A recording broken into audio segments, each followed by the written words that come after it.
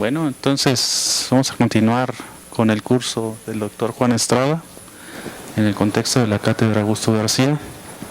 Una vez más, muchas gracias por estar acá, Juan, y pues sin más, dejamos continuar. Por favor, pregunten todo lo que quieran, puedan. Sí, pregunten todo lo que quieran. Bueno, la idea de hoy es concentrarnos en la parte de materia oscura.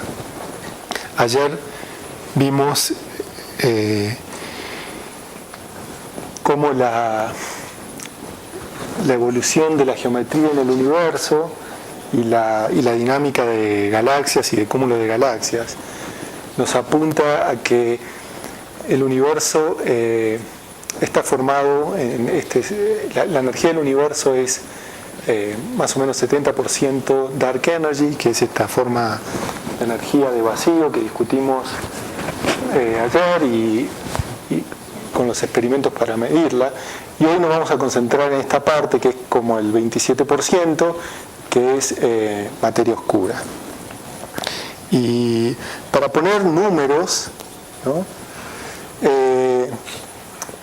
Que por ahí son unidades más conocidas para ustedes, la densidad total de energía en el universo corresponde a una densidad de masa equivalente de 9,9 por 10 a la menos 30 gramos por centímetro cúbico.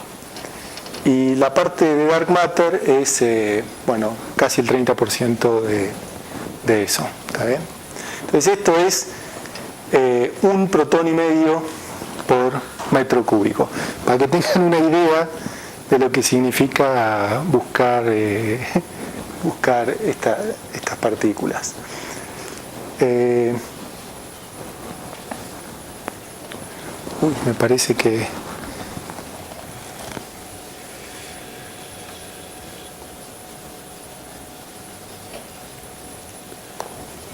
está bien. Bueno, esto no voy a insistir mucho, es lo que discutimos ayer, ¿no es cierto? Que las curvas de rotación de las galaxias indican que hay un perfil de masa en una galaxia que no es consistente con la luminosidad de la galaxia. Y en particular en este dibujito, ¿no?, se ve un perfil de velocidad de rotación de las estrellas como función de la distancia al centro de la galaxia, donde lo que se observa se compara con lo que se espera si uno tiene la densidad correspondiente a la materia luminosa de este perfil. ¿Está bien? Entonces, este es uno de los motivos principales por los cuales ya hace más de 40 años estamos hablando de materia oscura en forma consistente. Esta curva es un poco más moderna, es lo mismo, pero les quería dar una idea de datos más contemporáneos. Este es un artículo del 2006, creo, no, del 2008, donde para una galaxia en particular, M33, se mide con mucho detalle la velocidad de rotación como función del radio. Bueno, se ve la misma tendencia que le mostraba antes y después se produce esto como una suma de las componentes del disco de estrellas, ¿no?, que serían esta de acá que baja, ¿no es cierto? La contribución de gas, que es esta, y la contribución de la materia oscura, que es esta que crece con el radio. Entonces, esto se ha medido ya un montón de veces, ¿no? Les quería decir que hay un montón de mediciones, cada vez con más precisión, que nos apuntan a lo mismo, ¿está bien? Y es una evidencia bastante fuerte de que hay más materia, más gravedad de la que podemos explicar con la materia visible. ¿Qué era la cuarta curva? La cuarta curva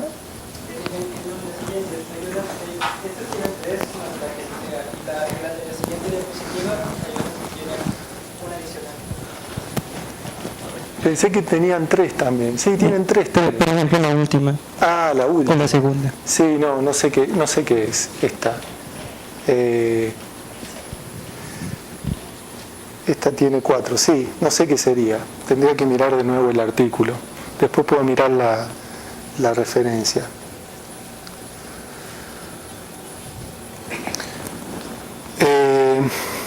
Bueno, y otra cosa que discutimos ayer también es bullet cluster. Bueno, les tengo se los estoy mostrando porque a mucha gente le gusta presentarlo como una de las evidencias más fuertes para materia oscura.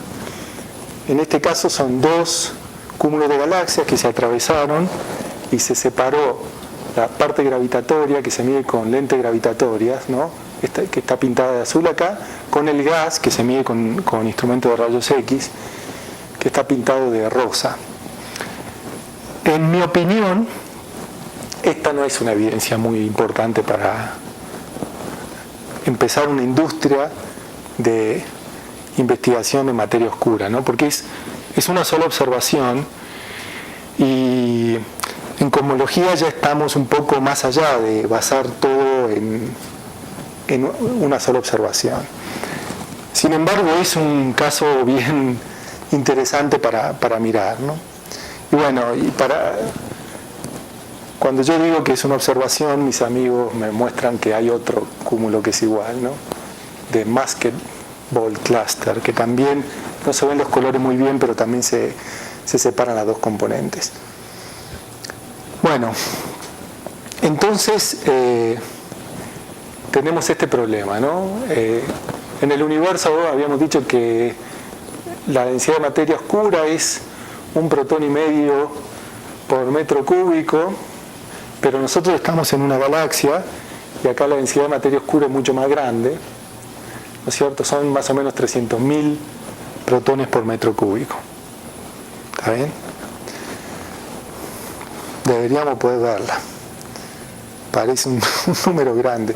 Por supuesto que la materia oscura no son protones, ¿no? Esto es si fuera la masa de un protón.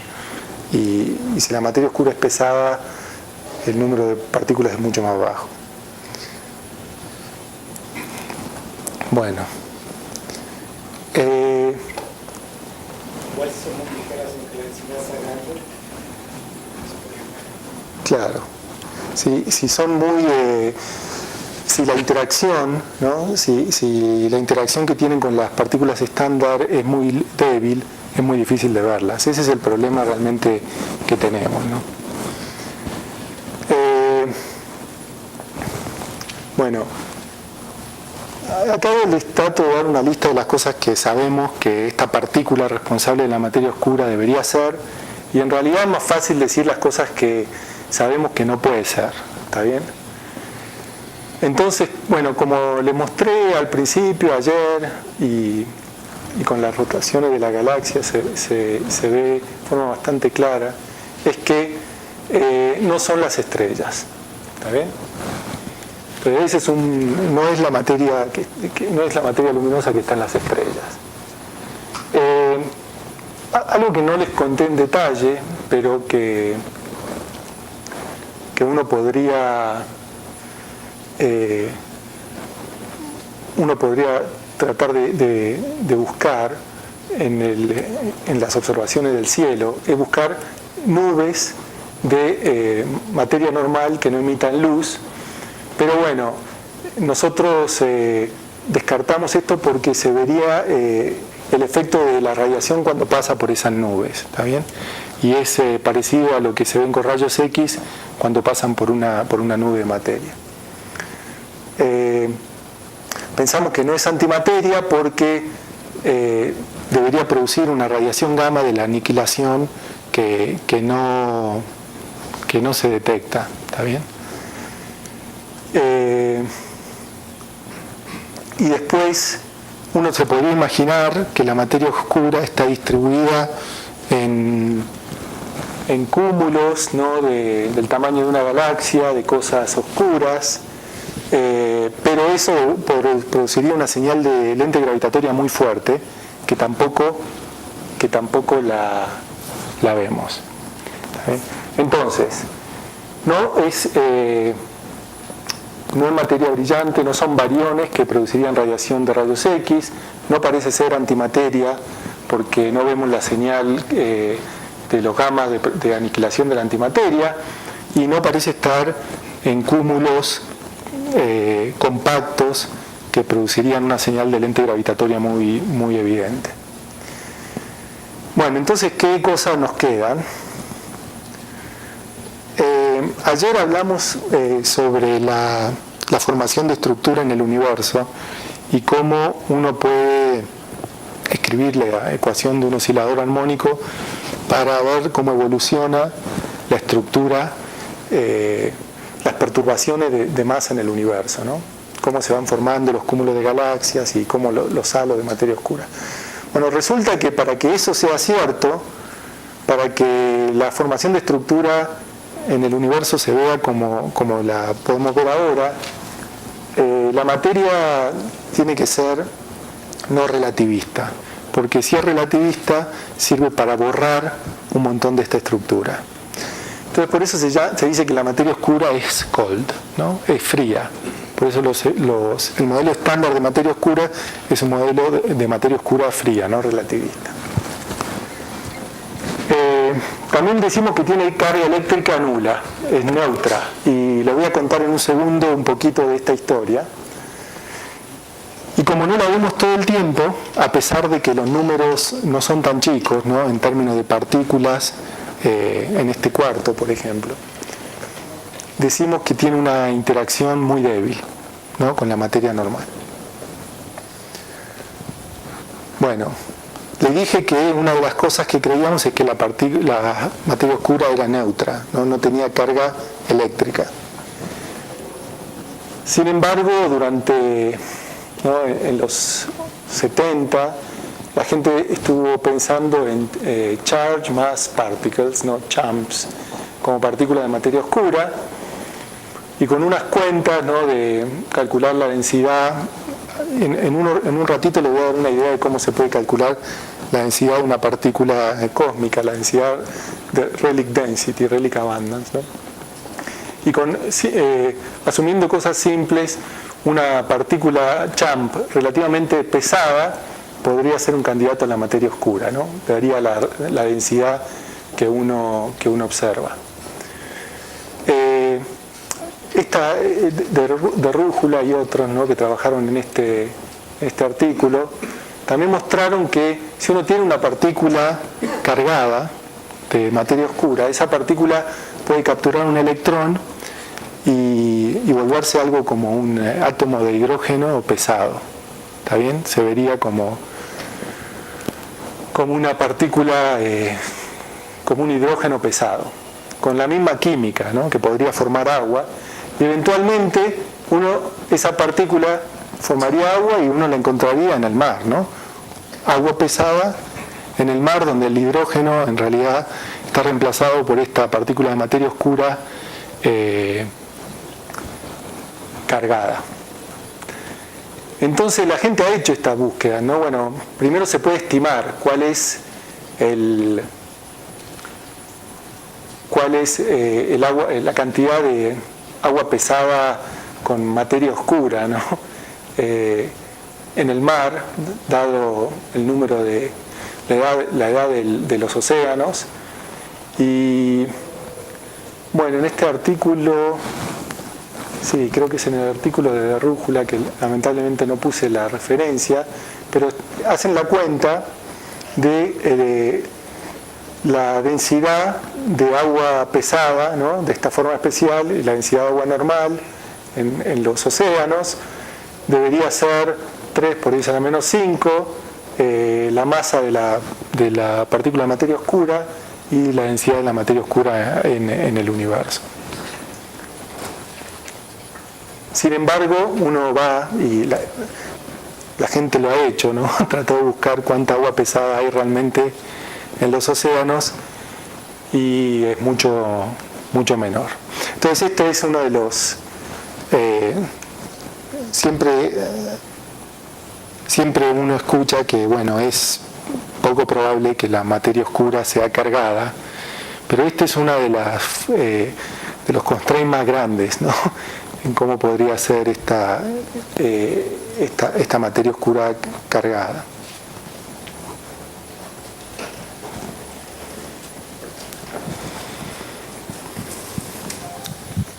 Pero si es cargada no puede ser estrictamente oscura, ¿no? Está bien. O sea, los puntos... Sí. La idea es que es cargada, pero está compuesta por partículas pesadas con una densidad muy, muy baja, entonces no produce suficiente luz, como la que vemos en las estrellas, pero sí, estrictamente tendría interacción electromagnética, ¿no? que la alejaría. Está bien. Bueno, entonces nosotros... Esta materia oscura no está absorbida por la estrella. En otras palabras, porque esta curva Sí.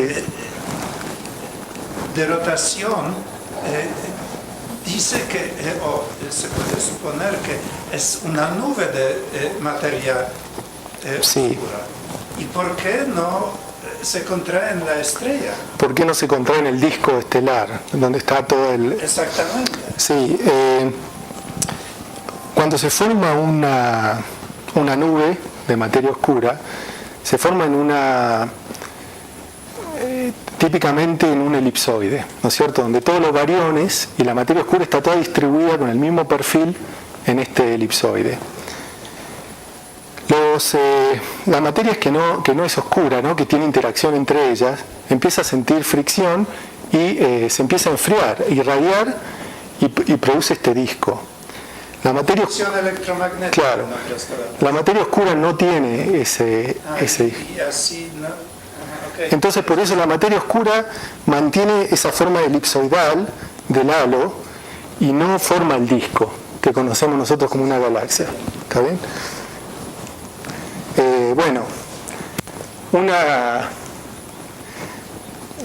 o sea, en realidad casi todos nosotros que buscamos materia oscura neutra, ¿está bien? Pero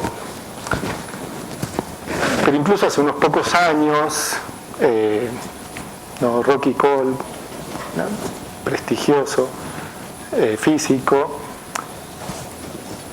pensó formas en que una partícula de materia oscura cargada o una partícula responsable de la fuerza que llamamos materia oscura que esté cargada puede no llegar a formar parte puede ser repelida de nuestro disco estelar por interacción con campos magnéticos y cosas así, ¿no? Entonces, si bien yo creo que lo que es totalmente estándar es buscar materia oscura neutral y casi toda la comunidad hace eso, sigue existiendo una pequeñísima discusión sobre esto, ¿no?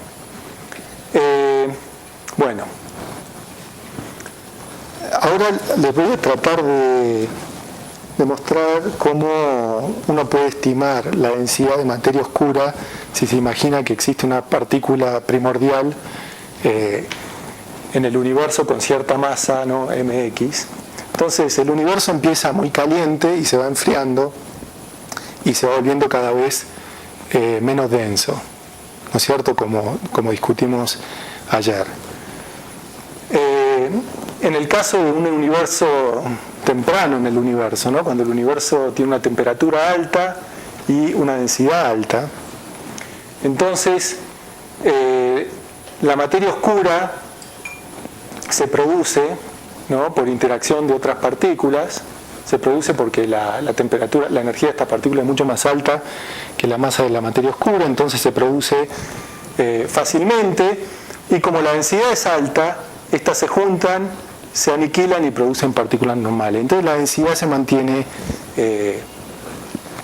en un equilibrio. Si ahora uno empieza a bajar la temperatura del universo, entonces, y mantiene el universo denso, entonces ya es más difícil producir las partículas de materia oscura. ¿Está bien? Porque no hay suficiente energía en estas partículas para producir la de materia oscura.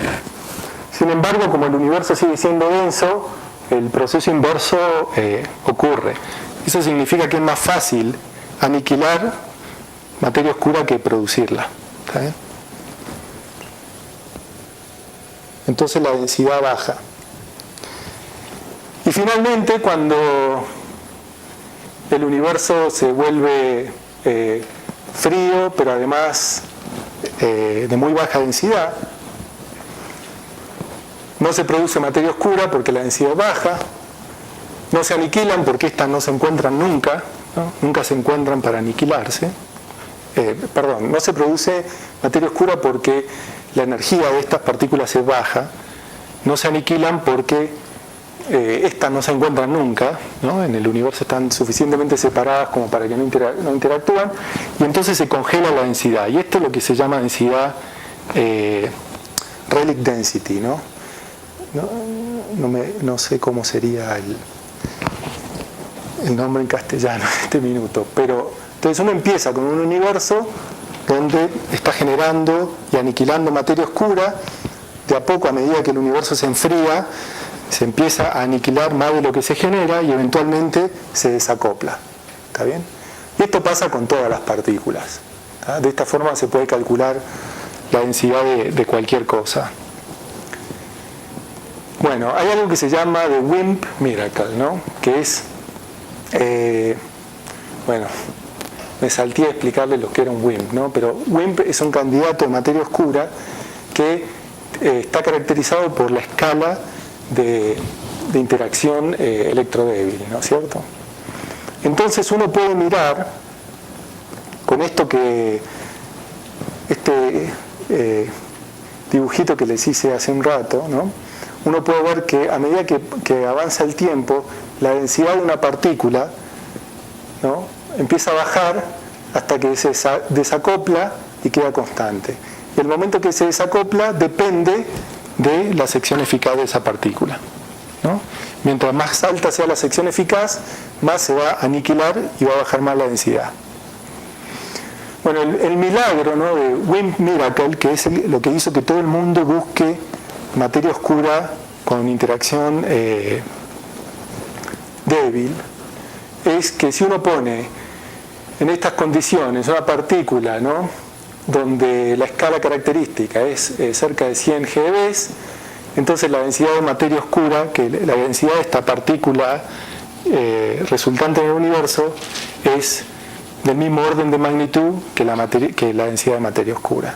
Entonces eso fue considerado una feliz coincidencia, ¿no?, donde aparentemente uno podría explicar la densidad de materia oscura con algo que tenga energía característica de la escala que conocemos como escala débil. Entonces se genera una industria para buscar esta partícula WIMP, ¿no? Dicen, bueno, ya está, tenemos un problema de 30% de la densidad del universo, es una partícula que no conocemos, y justo resulta que si uno calcula la densidad rélica de una partícula con interacción débil, da el mismo número. Entonces todo el mundo empieza a buscar esa partícula.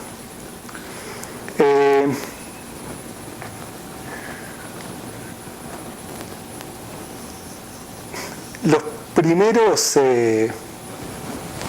artículos, ¿no?, para detectar ciertas posibilidades de partículas de materia oscura aparecieron en los 80, ¿está bien?, donde dice que detectores que están diseñados para buscar neutrinos podrían empezar a ver la interacción de materia oscura con núcleos, para lo cual se necesita bajo background, umbrales bajos y ver qué pasa, ¿no? Esas eran las ideas originales que después llevaron a toda una industria de detectores de materia oscura.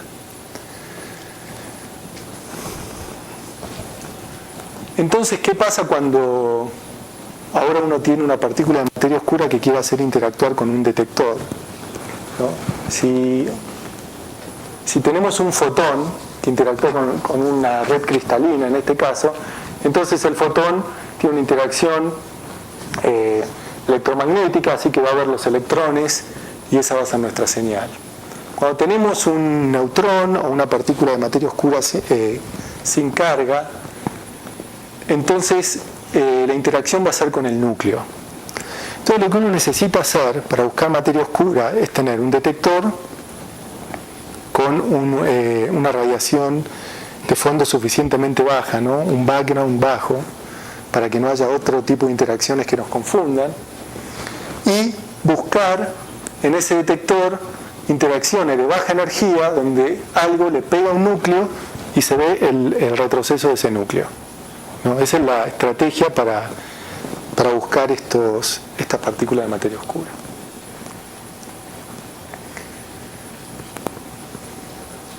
Y el resultado que uno espera de una búsqueda de esto se puede resumir por esta ecuación, ¿no? Que dice que el número de recoils, el número de retrocesos nucleares como función de la energía de ese retroceso, depende de varias cosas, ¿no? Tiene una parte que depende de la astrofísica, ¿no es cierto? Que es el resultado de esta integral, ¿no? Esta integral tiene una parte que depende de la astrofísica, donde está la densidad de materia oscura y la distribución de velocidades de materia oscura en el halo de la galaxia. ¿Está bien?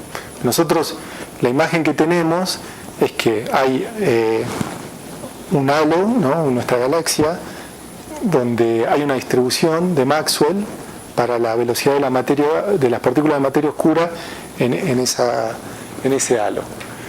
Pero eso depende de la astrofísica, ¿no? Si nosotros justo estamos en una parte de la galaxia que tiene un exceso de materia oscura, eso hay que incluirlo en esta función de densidad de la velocidad de la partícula de materia oscura. Mientras más alta es la velocidad de la partícula de materia oscura, más grande es la señal que puede dejar en el detector. ¿Está bien? La integral esta de la densidad no se lleva hasta la última cola, no hasta infinito de la distribución de velocidades. Y el problema ahí es que cuando una partícula de materia oscura tiene una velocidad suficientemente grande, ¿no?, en la cola de la distribución de Boltzmann, esa partícula se escapa de la galaxia. Entonces ya no queda en el núcleo, ya no queda en el halo galáctico.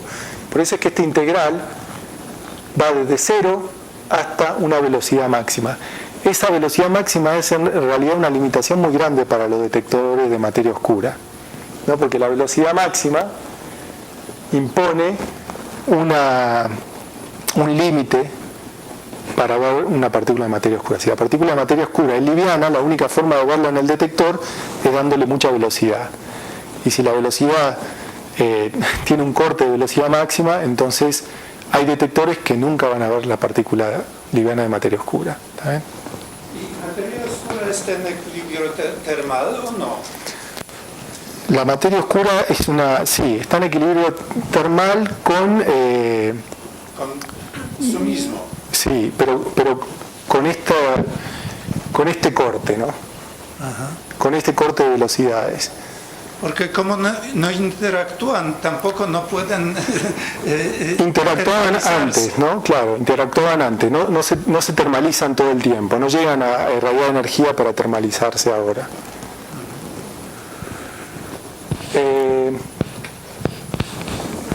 Bueno, y después otra cosa que les quería mostrar era esto, ¿no?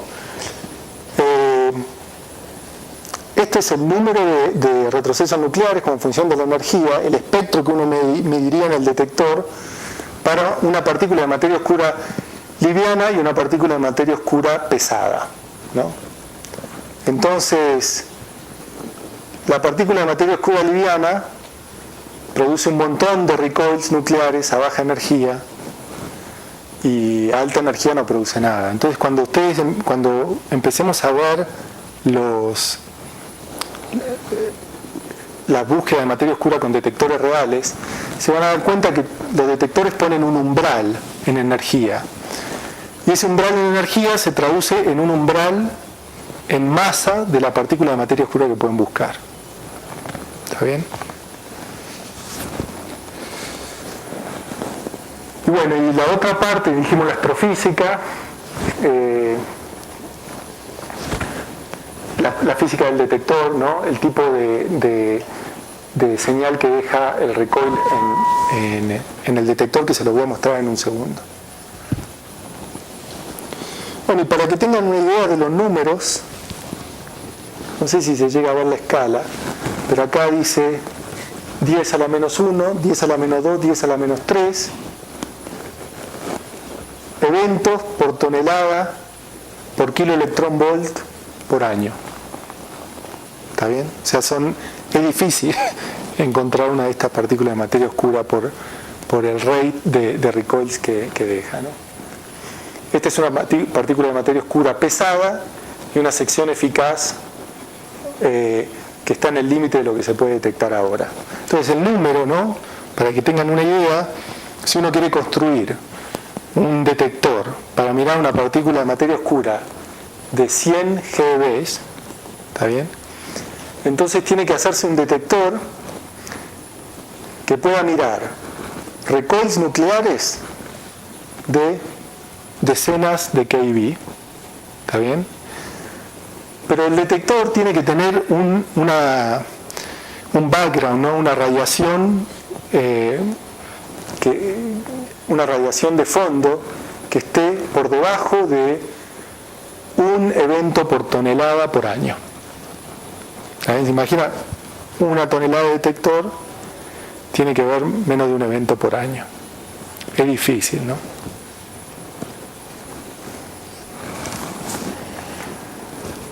Bueno, este es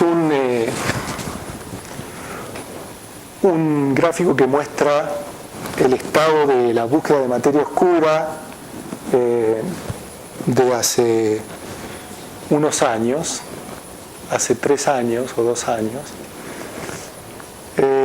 Todo lo que tiene la línea punteada son experimentos que no se han hecho.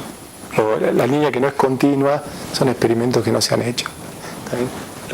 Los experimentos que se han hecho son los que tienen la línea sólida. Entonces, acá esto muestra, estos dos ejes muestran la sección eficaz, ¿no? La probabilidad de interacción de una partícula de materia oscura con un nucleón en este eje, y la masa de la partícula de materia oscura. Entonces, por supuesto, ¿no? Lo más fácil es encontrar partículas de materia oscura pesadas con una densidad muy grande. Esa punta de allá arriba está totalmente eliminada, ¿no es cierto? Todos estos experimentos descartan lo que está por arriba de la curva.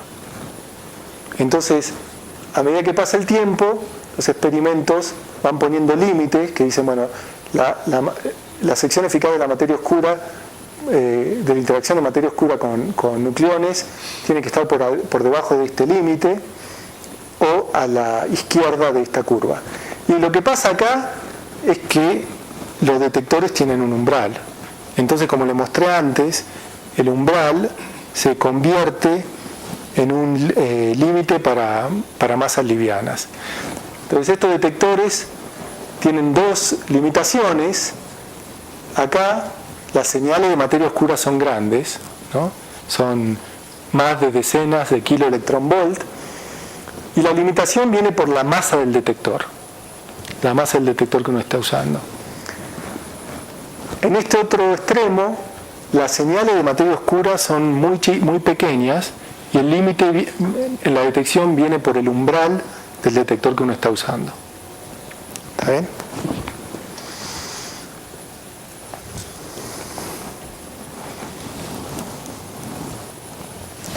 Bueno,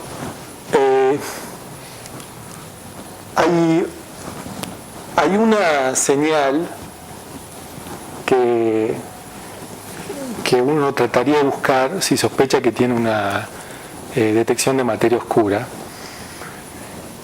Y eso es por el movimiento del Sol en nuestra galaxia. Y de nuevo acá viene el problema que mencionábamos hace un segundo, ¿no? El disco con las estrellas está rotando con esa espiral que conocemos, pero la nube de materia oscura no. ¿Está bien? Entonces, el Sol se está moviendo hacia la estrella Cygnus a 220 kilómetros por segundo. ¿Está bien? Y la Tierra se mueve alrededor del Sol. Bueno, enseguida se dan cuenta que hay un momento en diciembre donde la velocidad de la Tierra con respecto a nuestra galaxia es mínima, porque las componentes de la órbita de la Tierra está opuesta al movimiento del Sol. Y en junio esas dos velocidades se suman. Entonces, para ver el número de recoils que se tiene en el detector, uno espera tener más recoils en junio que en diciembre. ¿Está bien? Entonces uno podría mirar en un detector de materia oscura esta modulación anual. Hay un efecto parecido, más pequeño, que es una modulación diaria de la direccionalidad del recoil de materia oscura, porque como la Tierra está rotando, un detector puesto en la Tierra va a tener una orientación distinta con respecto al viento de materia oscura. Entonces, si uno puede medir la direccionalidad de los recoils, puede hacer esa medida, ¿está bien? Pero esa, como lo voy a contar en un segundo, no es tan fácil hacer esa medida. Bueno, un experimento que lleva más o menos 15 años funcionando y que tiene una detección de 9,3 sigma de la modulación anual, se llama Dama Libra, ¿no? Es un experimento que está en el Observatorio de Gran Sasso, en Italia, y tiene una modulación, estos son días, ¿no? Y esta es una modulación con un periodo de un año, que tiene un pico en junio, parece muy parecida a la señal que uno esperaría de materia oscura. La modulación es de 2%, y la verdad es que esto ha sido una interrogante para la comunidad durante mucho tiempo. Estas observaciones no son consistentes con los resultados que vienen de otros experimentos de búsqueda de materia oscura. Cuando uno hace para comparar dos experimentos distintos que no tienen el mismo elemento, el mismo detector, el mismo núcleo que interactúa con la materia oscura, hay que hacer algunos modelos sobre la partícula de materia oscura. Entonces, la comparación no se puede hacer en forma independiente de modelos, realmente, entre dos detectores que no son iguales. Sin embargo, hay un montón de detectores que han tratado de verificar esta señal sin éxito.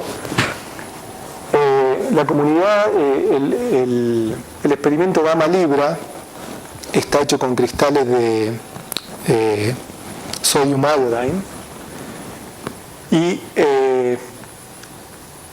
tienen un arreglo con la empresa que hizo los cristales para no venderle los cristales a otra colaboración.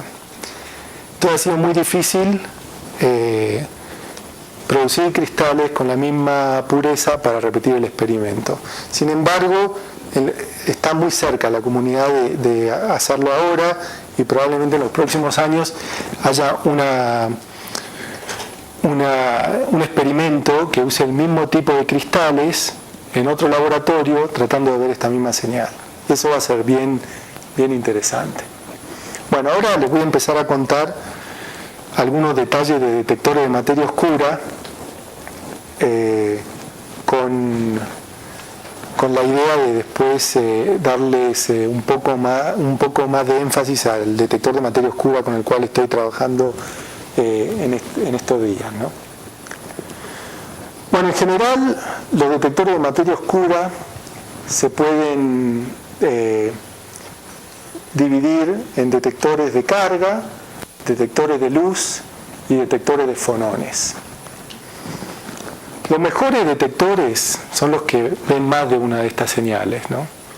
Es mejor tener más de una señal porque es una forma de distinguir entre interacciones de materia oscura, interacciones nucleares con interacciones electromagnéticas, como les voy a mostrar en un segundo. Pero entonces, bueno, la idea es ahora mirar algunos de los ejemplos. La lista es grande, ¿no? Cada uno de estos nombres es un detector de materia oscura. Les conté, por ejemplo, Dama Libra, es este detector, es el único detector que usa estos cristales, ¿no? Lamentablemente no hay otro detector que use los mismos cristales, entonces es difícil verificar, pero bueno, eso ya se va a producir. Y después hay otros detectores, por ejemplo, hay varios detectores de germanio, hay varios detectores de silicio, ¿no? Y son cosas para mirar. Y hay varios detectores que están en la intersección de estas dos cosas, ¿no? O sea que pueden ver, en este caso, fonones y luz, o fonones y carga. ¿Está bien? Entonces ahora les voy a contar un poco de los distintos detectores que existen para la búsqueda de materia oscura, antes de pasar a un detector en especial que estamos trabajando nosotros. Bueno, los detectores criogénicos de materia oscura funcionan típicamente por abajo de 1 grado Kelvin, cerca de los 50 milikelvin. Y en este caso, la idea es que una interacción de materia oscura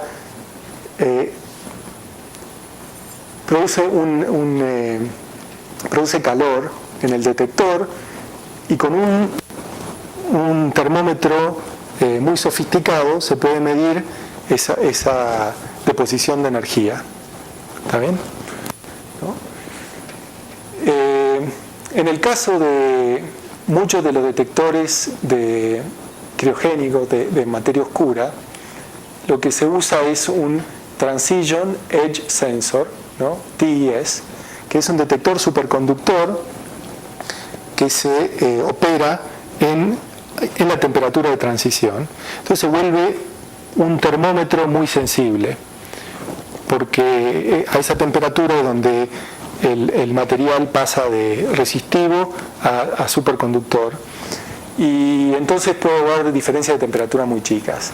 La idea es que eso podría haber la señal de fonones producida por un recoil nuclear. Y estos detectores en general pueden ver también la carga, ¿no? Entonces acá lo que les estoy mostrando es una curva de energía de recoil, ¿no? Energía de retroceso del núcleo, que va a 0, 10, 20, 30, 40 kiloelectronvolt, y producción de carga. ¿Está bien?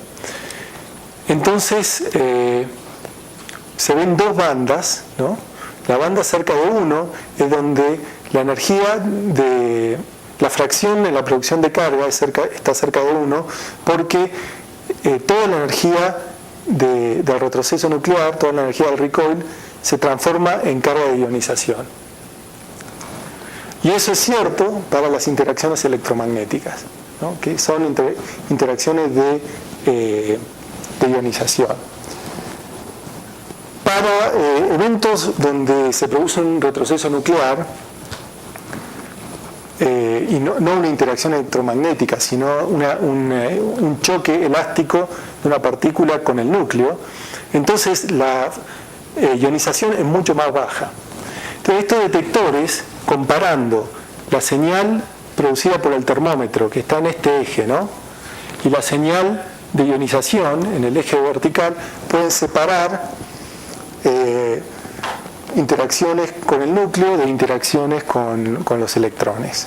¿Está bien? O sea, es un detector realmente ideal, ¿no? Como le mostraba hace un rato, lo que uno quiere es un detector que dé una señal distinta, ¿no? Cuando se produce un choque elástico con el núcleo, en vez de producir un choque con el electrón. Y estos detectores criogénicos, tienen esa gracia, ¿no? Las interacciones con el electrón producen mucha ionización y las interacciones con el núcleo producen una ionización muy baja. Este tipo de detectores ha sido muy exitoso durante muchos años y mantuvo durante muchos años los mejores límites para detección de materia oscura, ¿no? La idea es que una partícula de materia oscura le pega a un núcleo, produce carga, ¿no? La carga se colecta, pero al mismo tiempo produce fonones que se ven como un cambio de temperatura en este detector superconductor Transition Edge Sensor. Y todo esto tiene que funcionar a 50 milikelvin para poder ver señales realmente bajas. Bueno, esta tecnología tiene planes muy ambiciosos de crecer a detectores de 50 kilogramos, ¿no? Por ahora la masa de estos detectores ha sido unos pocos kilogramos, y están haciendo un experimento, están en el proceso de diseñar un experimento que puede llegar a estos límites. Este es lo mismo que les mostraba antes,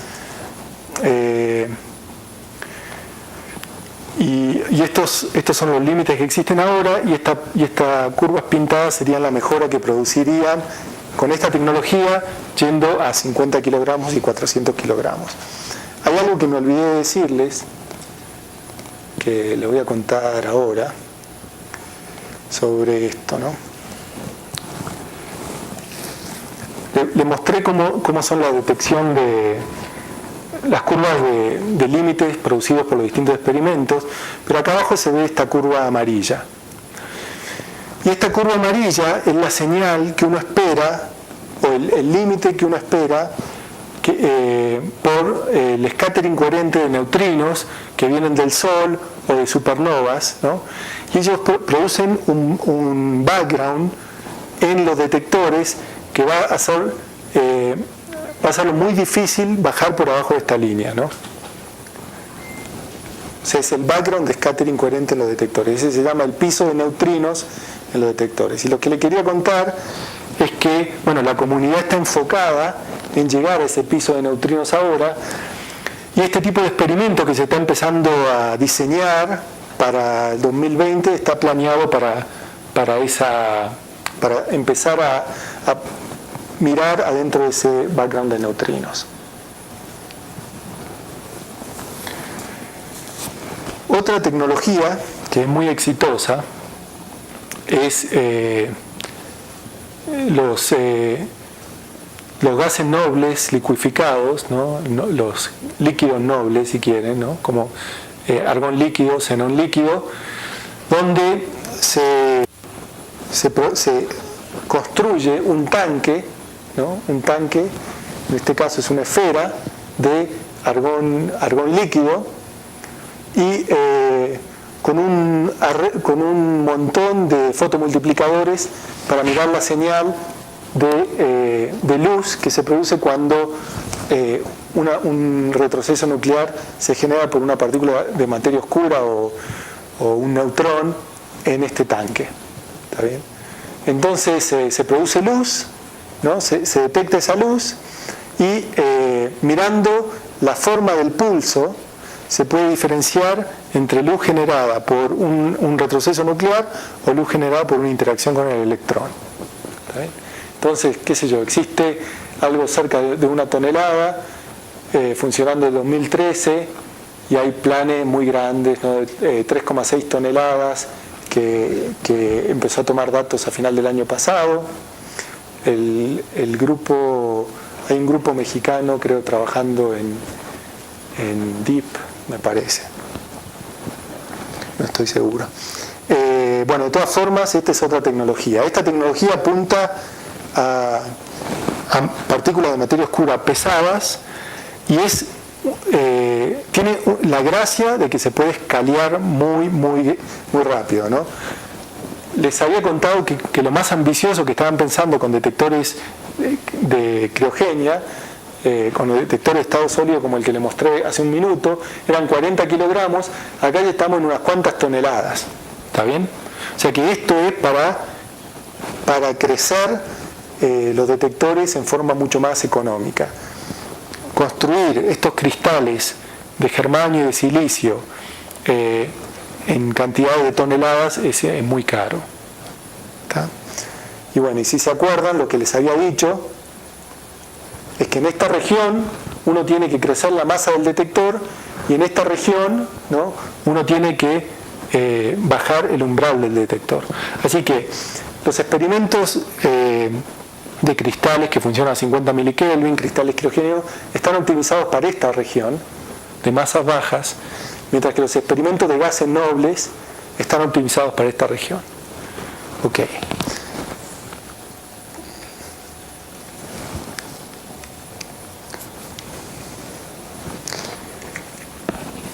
Bueno, otro de los grandes experimentos que se está construyendo ahora es un experimento también de gases nobles, donde el sistema de adquisición es un poco distinto. En este caso se miden dos señales. Se mide la señal de fluorescencia, como en el caso de single phase, pero además se mide la ionización. Ahí se pone un campo eléctrico para que la carga se mueva a una región donde puede ser amplificada y colectada. Entonces estas dual phase detectors ven dos señales, la señal de centelleo y la señal de ionización. Y con eso de nuevo se puede distinguir entre una interacción electromagnética y una interacción en el núcleo. Se usa liquid xenon, hay experimentos de liquid xenon funcionando ahora, experimentos de argón líquido también con esta tecnología, y se está llegando también al rango de las toneladas. De nuevo, es fácil escanear esta tecnología, mucho más fácil que escanear tecnología de estado sólido, ¿no? Bueno, me voy a saltear esto porque estoy un poco atrasado. Una más sobre estos detectores de líquidos nobles, ¿no? Es lo que se está pensando, es para darles una idea de dónde va el campo, ¿no? Proyecto de xenon one ton, 3,3 toneladas de xenón, argón líquido, 5 toneladas de xenón, otro experimento, LC, este está aprobado y se está empezando a construir, 7 toneladas de xenón, Darwin, 50 toneladas de xenón, detectores enormes, ¿no? De nuevo, la idea es tener menos de un evento por tonelada por año en estos detectores.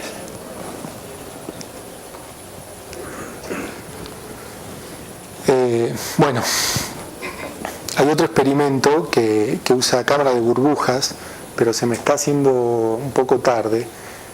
El grupo mexicano de la UNAM también participa en estos experimentos de cámara de burbujas, ¿no? Estos también están más que nada orientados a masas grandes porque pueden escanear simplemente haciendo un volumen más grande y poniendo más líquido, ¿no? Pero me voy a saltear. Y me voy a saltear también los detectores direccionales. Pero les quería contar que una de las cosas que les dije al principio es que una forma de distinguir materia oscura es mirando la dirección de los recoils nucleares. Por otro lado, les dije que medir un recoil nuclear de unos pocos keV es difícil. Y mucho más difícil es medir la dirección de ese recoil, ¿no? Entender de dónde viene. Entonces, hay varios, no hay ningún experimento realmente que esté poniendo límites importantes en materia oscura usando direccionalidad. Sin embargo, hay esfuerzos en distintos laboratorios de desarrollar detectores que puedan medir la dirección de los recoils nucleares para ver este efecto de modulación diaria, ¿no? Y en general lo que se hace, ¿no? Si uno se imagina que tiene una pelotita de ping-pong pegándole a una bola de billar, ¿no? Y la mueve muy poquito, la clave es bajar la presión suficiente como para que ese pequeño recoil produzca un movimiento de unos milímetros en la cámara que uno está usando. Entonces la tecnología que se está usando es gases de muy baja presión para medir direccionalidad de recoils. Ahora, ustedes imaginan que si quieren hacer un detector de 30 toneladas con un gas de muy baja presión, se vuelve complicado, ¿no? Entonces es un desafío importante llegar a medir la direccionalidad. No está tan claro que tengamos un camino de convergencia. Bueno, por último, antes de empezar con un detector en particular, les quería mostrar cómo ha evolucionado los límites para materia oscura pesada, ¿no? Materia oscura por arriba de 50 GeV, cómo ha evolucionado con el tiempo y bueno, los planes que se tienen para detectores muy grandes en 2020, 2026, ¿no? Así que es un programa que tiene un montón de experimentos, ¿no? Muy ambiciosos, donde por un lado se está creciendo la masa y al mismo tiempo se está bajando el umbral de detección. Pero en general se hace en dos tecnologías distintas, ¿no? Las tecnologías que pueden aumentar la masa del detector no son las mismas que las que pueden bajar el umbral. Bueno, ahora me iba a concentrar un poco en un detector para partículas de materia oscura de baja masa.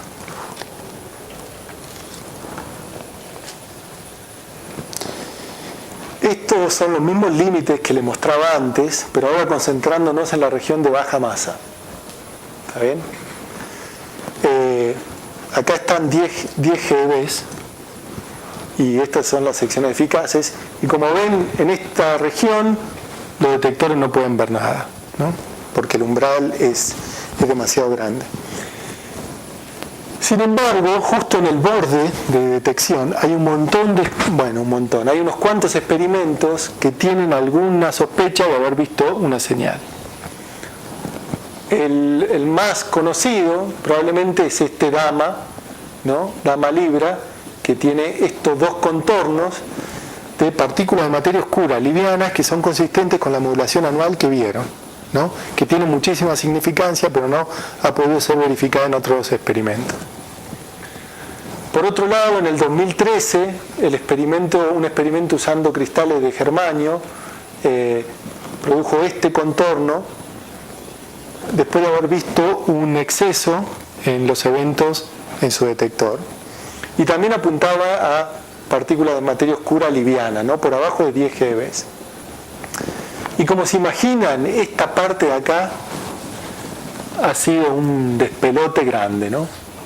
Todas estas curvas que suben bien rápido, ¿no? Porque esta es una escala logarítmica, entonces los experimentos pierden sensitividad muy rápido y es fundamental entender cuán rápido pierden esa sensitividad para ver si estos contornos están o no descartados.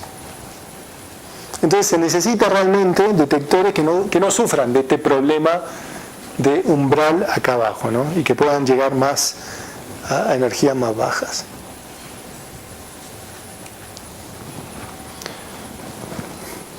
Bueno, entonces les voy a hablar de la colaboración que trabajo yo con un grupo de gente en varias universidades en el mundo, incluyendo un grupo de UNAM, ¿no? Acá en México.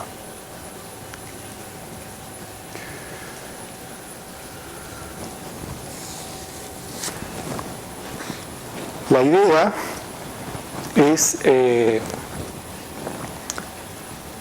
es simple, ¿no? Es usar un cristal de silicio que una partícula de materia oscura le pegue al núcleo de silicio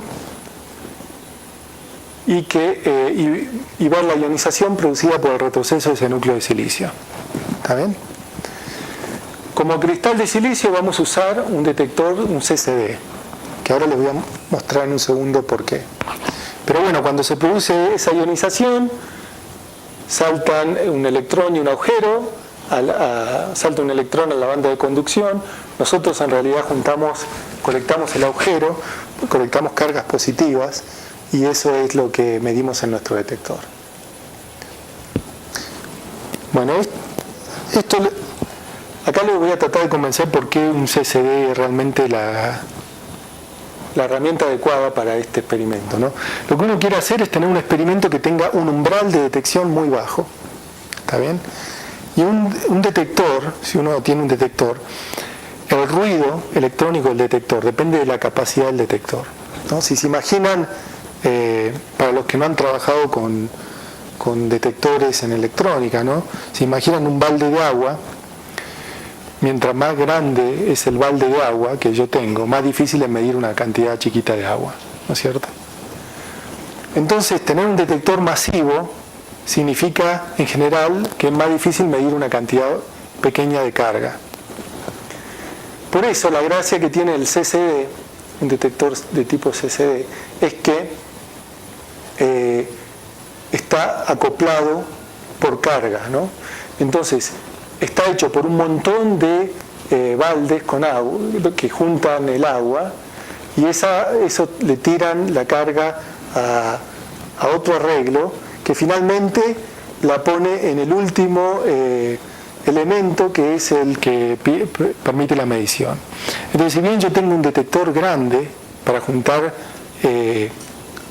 carga, tengo una capacidad en mi última etapa, una capacidad electrónica chica que me permite hacer una medición de bajo ruido.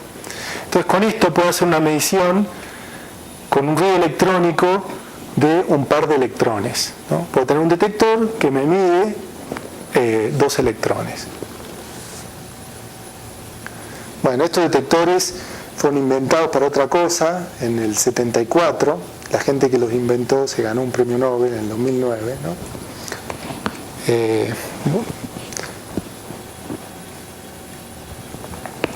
Y esta es la gracia que tienen, ¿no? La gracia que tienen es que tienen un ruido electrónico de 1,8 electrones.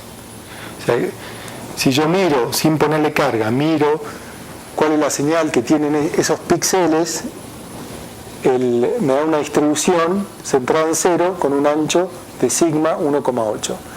Entonces, para producir un electrón en el silicio se necesitan 3,6 electronvolt de energía. Ese es el gap para producir un electrón en el silicio. Así que esto me dice que puedo poner un umbral en 40 electronvolt de energía y tener realmente, no tener background por el ruido. Esto es lo que hace el experimento que les voy a contar, que se llama DAMIC único, ¿no? Ahora, ¿cómo funcionan estos detectores para identificar partículas? Bueno, esta es una exposición de 1 minuto de una región pequeña del detector en el laboratorio. Y se ve un montón de eventos de radiación que se pueden ir identificando, ¿no? Por un lado están estas trazas rectas que corresponden a muones, ¿no? Minimum ionizing particles, ¿no? Partículas que no se desvían cuando cruzan el detector y producen estas trazas rectas. Al mismo tiempo hay un montón de electrones con multiple scattering, ¿no? Que producen estos gusanos, y también se ve una partícula alfa, ¿no? en el detector, que produce una densidad de carga tan grande que se repele y produce este círculo bien característico extenso, ¿no? Y después hay un montón de eventos de rayos X de baja energía, que son estos puntitos, y así es como uno espera que sea una señal producida por una partícula de materia oscura con un recoil nuclear. O sea, lo que uno tiene que hacer es buscar los eventos que se ven así, ¿no? poner este detector en un lugar donde no hay ninguna radiación de fondo, cosa que si toma una exposición de 1 minuto no veo nada, y fijarse cuántos eventos de esos puntos hay. Bueno, estos eventos, ¿no? La demostración de la resolución de energía de estos detectores se puede ver acá, donde usamos distintas fuentes de rayos X para iluminar este detector y ver los distintos picos de rayos X producidos en el detector, y podemos hacer una calibración de energía que va de 60 kiloelectronvolt hasta 300 electronvolt. Y medir el ruido consistente con 30 electronvolt. O sea que tenemos una buena forma de calibrar estos detectores en rayos X.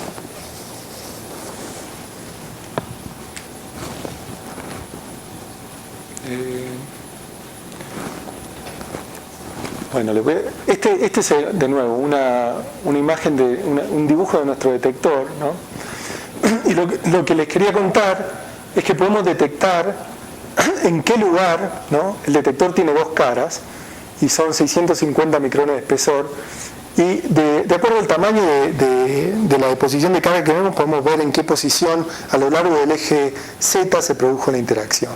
Pero no voy a pasar mucho tiempo en eso porque se me está haciendo tarde.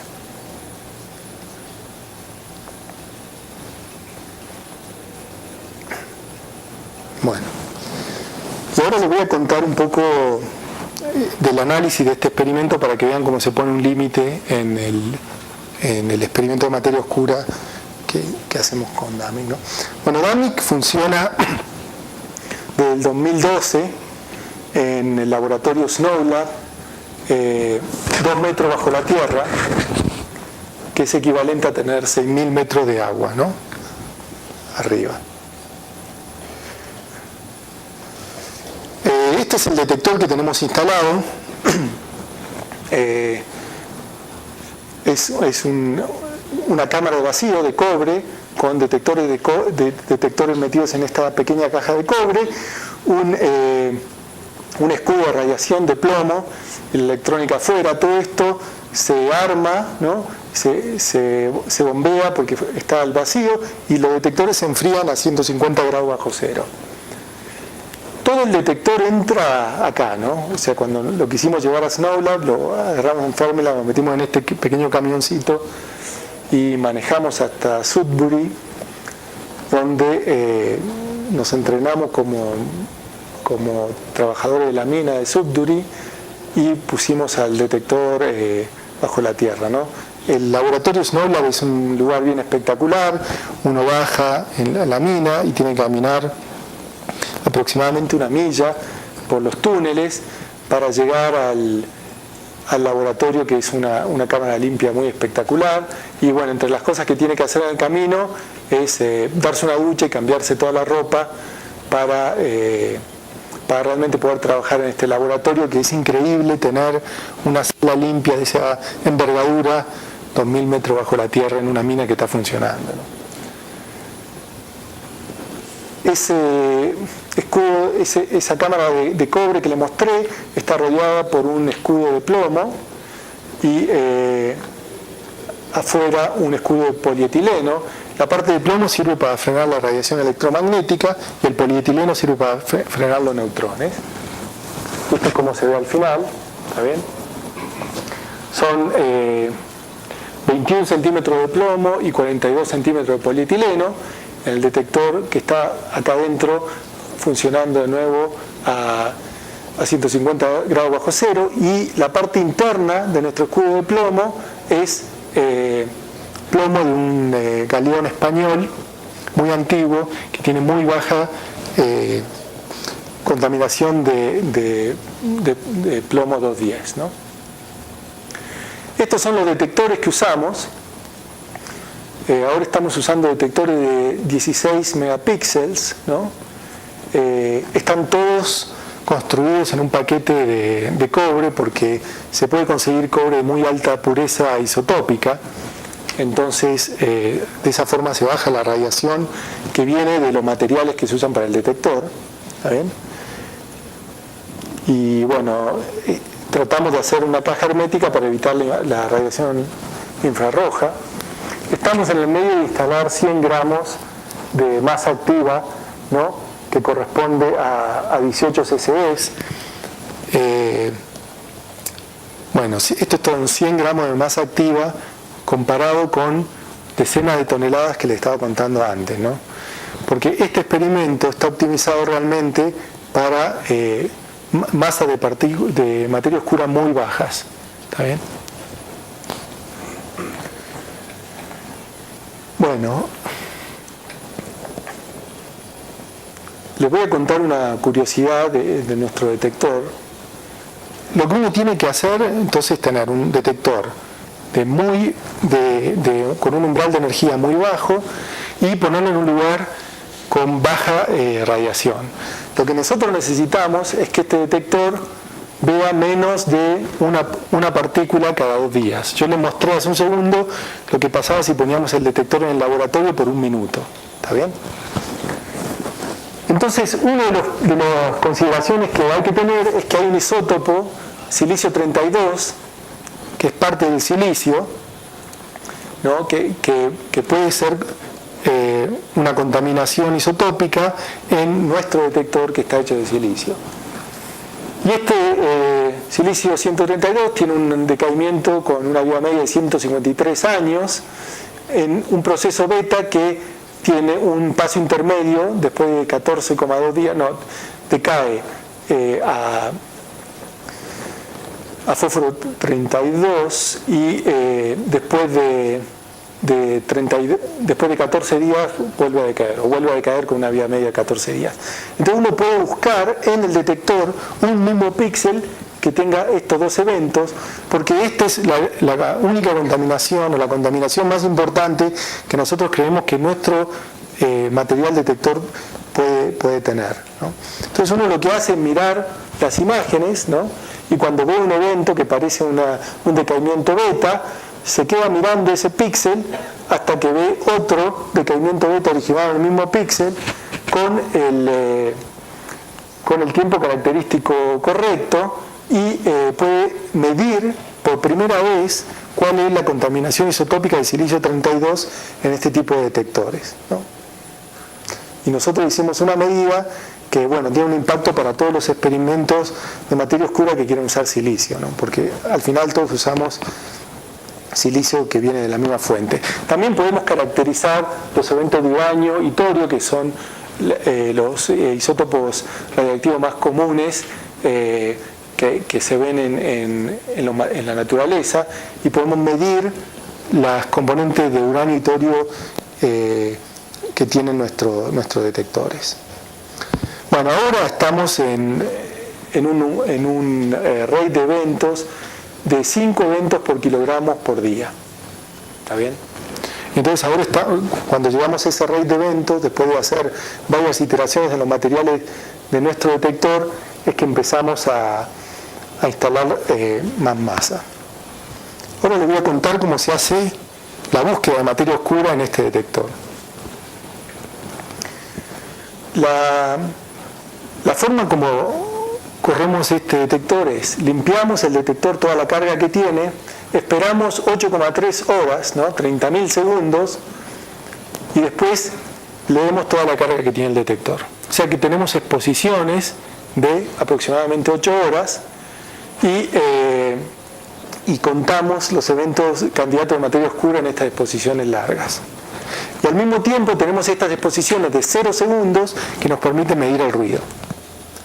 Entonces déjenme que les cuente cómo hacemos esto y ahí terminamos cuando les muestre cuál es el límite que llegamos, terminamos por hoy, ¿ok? O sea que son como 10, 15 minutos más máximo, para que no se desespere.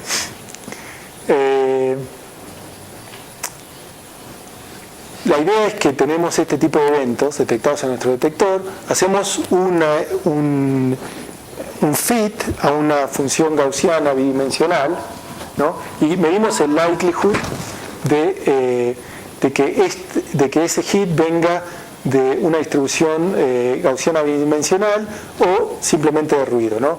Y esta es la diferencia del logaritmo de likelihood entre esas dos hipótesis, ¿está bien? Y esto es lo que tenemos para las exposiciones de 0 segundos. O sea que acá lo único que tenemos es el ruido del detector, no tenemos ningún evento de radiación. ¿Está bien? Si tenemos cualquier exceso sobre esto, vamos a empezar a hacer una detección de partículas. Bueno, les dije que tomábamos exposiciones de 0 segundos, ¿no? Y son estas. Y después tomamos exposiciones de 30.000 segundos. ¿Está bien? Y comparamos las dos distribuciones. Cualquier exceso que veamos en los datos rojos con respecto a los datos negros son radiación que identificamos como nuestro límite para materia oscura. ¿Está? Como ven, no hay mucha diferencia. Por otro lado, hacemos una simulación de recoils nucleares en el detector, ¿está bien?, para ver qué es lo que uno espera y poder estimar cuál es la eficiencia de nuestro corte. Y esta es la curva azul, es una simulación. Bueno, acá está el detalle del análisis para la más baja energía en nuestro detector, ¿no? Esto es por abajo de 250 electronvolt. ¿Está bien? La parte de muy muy baja energía. ¿Se acuerdan que les había dicho que para una partícula de materia oscura de 100 GeV se necesitaba un umbral de 20 kiloelectronvolt? ¿Okay? Acá estamos yendo a 0,25 kiloelectronvolt. Es para partículas de materia oscura muy muy livianas. Entonces lo que hacemos es hacer un fit, ¿no?, para poder estimar cuál es la contaminación que uno esperaría que uno esperaría después de hacer un corte, ¿no? Y establecemos el lugar donde queremos hacer el corte mirando la simulación de eventos de recoil nucleares.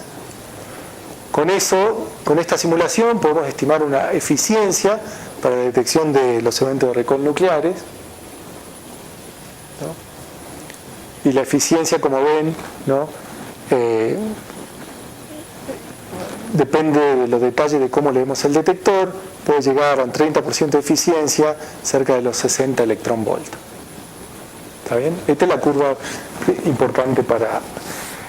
Y después comparamos el número de eventos que vemos después de nuestro corte, o el espectro de eventos que vemos con lo que uno esperaría de materia oscura, para poner este tipo de límites, ¿no? Entonces les voy a mostrar el límite final. Entonces, ahora, en la corrida que hicimos en el 2015, con 0,6 kilogramos por día de exposición, también eso es, digamos, para un detector de 0,6 kilogramos, eso sería un día, pero nuestro detector tiene unos pocos gramos y estos son un par de meses, ¿no? Llegamos a ponemos este límite, ¿no?, que es un buen límite para nosotros, para mostrar que podemos competir en la región de baja masa y con un detector con 6 veces más background que el que tenemos ahora, ¿no? Ahora estos son 30 eventos por kilogramos por día. Este DRU significa eventos por kilogramos por día por kiloelectronvolt de background, y ahora tenemos 5. Entonces lo que pensamos llegar a final del año que viene es este tipo de límite, y si corremos con menos background esto, ¿no?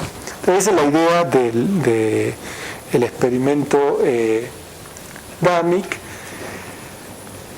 Y tiene otra implicancia, ¿no?, que además de medir recoil nuclear, nosotros podemos poner un umbral aún más bajo para la interacción electrónica, y podemos buscar, si bien la partícula de materia oscura neutra interactúa principalmente con el núcleo, también tiene interacción elástica con el electrón, con probabilidad más baja, pero hay ciertos pero uno puede buscar eso también, ¿no? El límite para la interacción con el electrón de materia oscura, y en ese caso sí, Damick le gana a todos los otros experimentos, poniendo el límite en las energías más bajas de la masa de materia oscura. Pero bueno, voy a saltearme esto. Les voy a contar una cosa más del detector que estamos desarrollando ahora. Resulta que la forma como se lee un CCD es que la carga se va moviendo de píxel a píxel y se tira finalmente en esto que llamamos Sense Node, que es donde medimos la carga. Sin embargo, ahora estamos desarrollando un detector que nos permite medir esta carga muchísimas veces, ¿no? Entonces el ruido electrónico se promedia por todas las mediciones que hacemos. Y cuando medimos la carga una vez, llegamos a un ruido electrónico de 2 electrones, y ahora si medimos la carga muchas veces, empezamos a bajar el ruido como 1 sobre la raíz cuadrada del número de veces que medimos. Entonces, en un prototipo, hace un par de años, en 2011, más de un par, llegamos a ruido electrónico 0.2 electrones, o sea, 10 veces menos ruido que lo que estamos viendo ahora en el experimento de Damick, y esto es algo bien interesante para empujar en las regiones de todavía más bajas masas para experimentos de materia oscura, que es lo que esperamos hacer como la siguiente etapa en los próximos años. Ok, bueno, lo dejamos por ahí por hoy, y mañana les cuento un poco más sobre los métodos que tenemos que usar para calibrar la respuesta de nuestros detectores a recoils nucleares. ¿Está bien?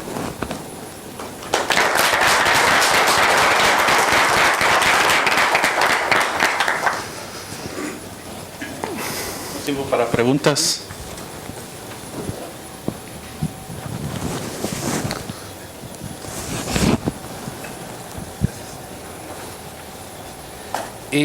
Respecto a lo de materia oscura, digamos en la parte conceptual, digo a mí, yo me imagino que cuando se están buscando esta clase de WIMPs, digo no desconozco el tema, pero me da la impresión de que están buscando solamente un tipo de, bueno, están buscando por lo menos un tipo de WIMP, ¿no?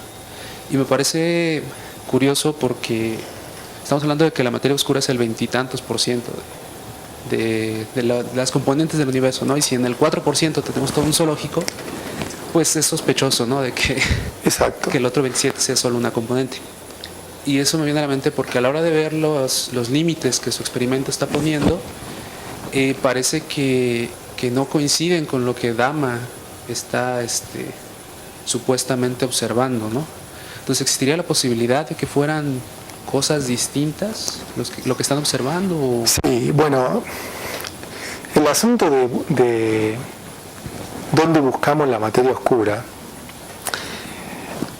en algún momento, ¿no? En los 80 o al principio de los 90, la gente se entusiasmó mucho con buscar un WIMP, ¿no? A medida que pasó el tiempo se convencieron de que tenían que buscar la partícula supersimétrica más liviana, y que esa iba a ser la partícula de materia oscura, y que iba a ser todas las otras partículas decaían a esa, y entonces al final la partícula estable más liviana del modelo supersimétrico que formaba la materia oscura, y como era la última en todas las líneas de caimiento, era una sola. La teoría ha evolucionado un poco más y ahora la gente considera un sector oscuro, ¿no? Pero, o sea que podría haber más de una clase de partículas de materia oscura, y de alguna forma es como en el chiste del tipo que pierde sus llaves a la noche, ¿no? Y la busca abajo del farol, y viene el amigo y le dice: ¿pero estás seguro que perdiste la llave bajo del farol? No, pero el lugar donde la puedo buscar, ¿no? Porque más lejos no hay luz. Entonces, de alguna forma, la comunidad ha estado tratando de construir estos distintos faroles para buscar ciertos tipos de materia oscura. Es muy difícil abarcar todas las posibilidades, pero existe ese... O sea, si te di la impresión de que toda la comunidad busca un solo un solo tipo de materia oscura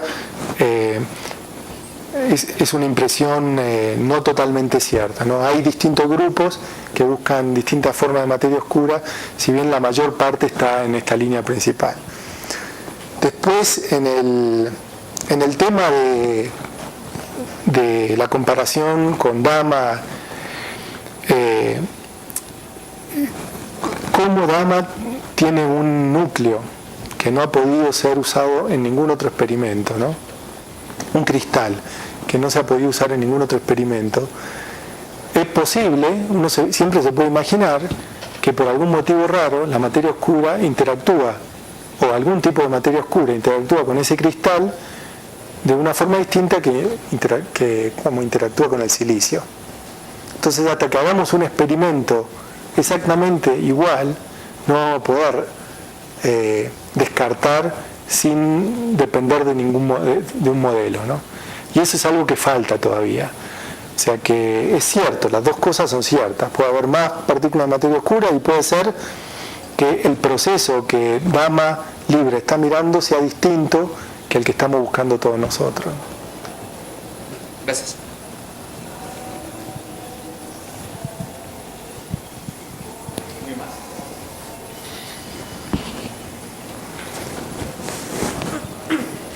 Mencionaba sobre el piso de neutrinos. ¿Qué pasaría si se juntaran las dos? Bueno, el piso de neutrinos y los experimentos llegaran a ese límite. Bueno, va a pasar, ¿no? En realidad no sé por qué, parece que hablo muy despacio, pero no me alcanzó el tiempo para contarles. Pero sí, este es un problema, ¿no? A medida que pase, que estos experimentos mejoren, se van a acercar cada vez más al piso de neutrinos. Cuando uno está cerca del piso de neutrinos, si ve un evento, no va a saber si es un neutrino o es una partícula de materia oscura.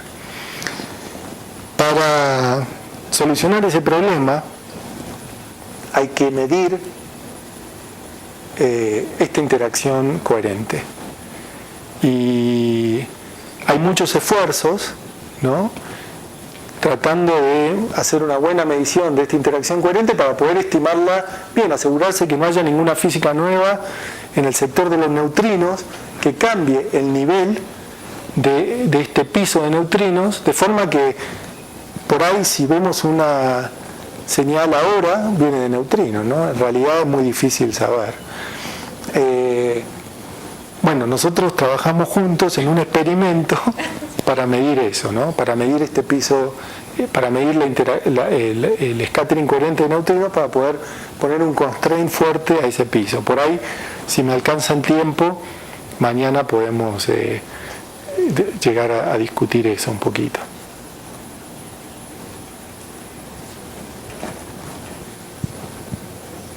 A pesar de que no se ha alcanzado el piso de neutrinos, se siguen detectando actualmente. Bueno, sí se detectan. Bueno, actualmente estos experimentos que están acá no detectan nada, ¿tá? Pero a medida que se vayan acercando al piso de neutrinos, uno no va a poder saber con certeza si lo que está viendo es un neutrino o una partícula de materia oscura.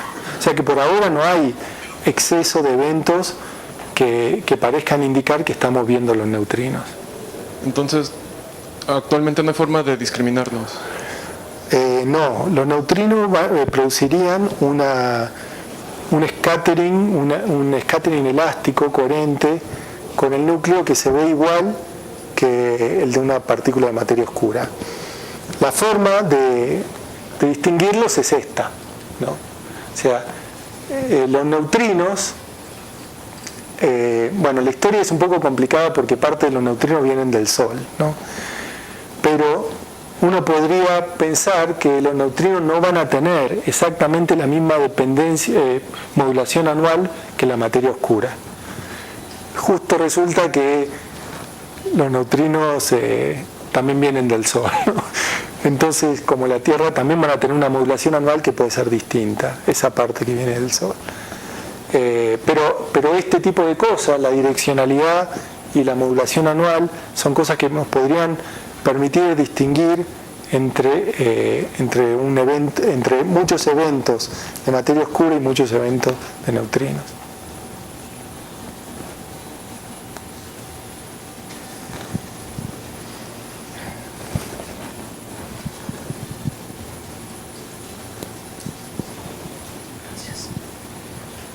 Por favor, ¿podrías poner otra vez la transparencia donde tienes el límite de neutrinos?